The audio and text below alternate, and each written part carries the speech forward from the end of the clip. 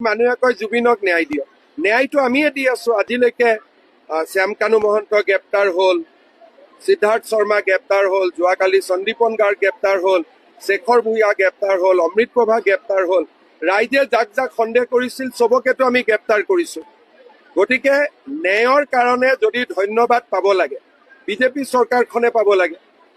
আজিলৈকে কংগ্ৰেছে কাক ন্যায় দিব পাৰিছিল, কিন্তু আমিতো তুৰন্ত ন্যায় দি দিলো আৰু প্ৰক্ৰিয়া চলি আছে। গতিকে আমাক ক্ৰেডিট দিব লাগে, ক'ব লাগে যে আৰু চৰকাৰখন আগুৱাই যাওক, আমাক ধন্যবাদ দিব লাগে। কাৰণ আজিলৈ কোনে আশা কৰিছিল যে ইমান কম দিনৰ ভিতৰতে চবকে এৰেষ্ট কৰি ল'ব। প্ৰথমতেতো কৈছিল নাহিবই, বেইল লৈ ল'ব, জামিন লৈ ল'ব। হিমন্ত বিশ্ব শৰ্মাই নাটক কৰি আছে, আমিতো ক্লিয়াৰলি চবক এৰেষ্ট কৰি দিলো। গতিকে ন্যায় কোনে দিছে? বিজেপি চৰকাৰখনে দিছে।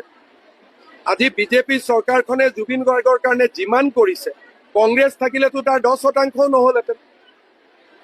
ভূপেন হাজৰিকাৰ সংস্কাৰ কৰিবৰ কাৰণে মাটিখিনি বিচাৰি ওলাওঁতে তেওঁলোকে 3 দিন লগাইছিল। আমিতো চব কৰি দিলো। ভূপেন হাজৰিকাক শেষকৃত্যত সন্মান জনাবলৈ এজনো কেন্দ্ৰীয় মন্ত্ৰী অহা নাছিল। গতিকে জুবিন গাৰ্গৰ ক্ষেত্ৰত বিজেপিয়ে যিমান কৰিছে সিমানটোতো ভাৰতত উদাহৰণ নাই ইমান কৰা।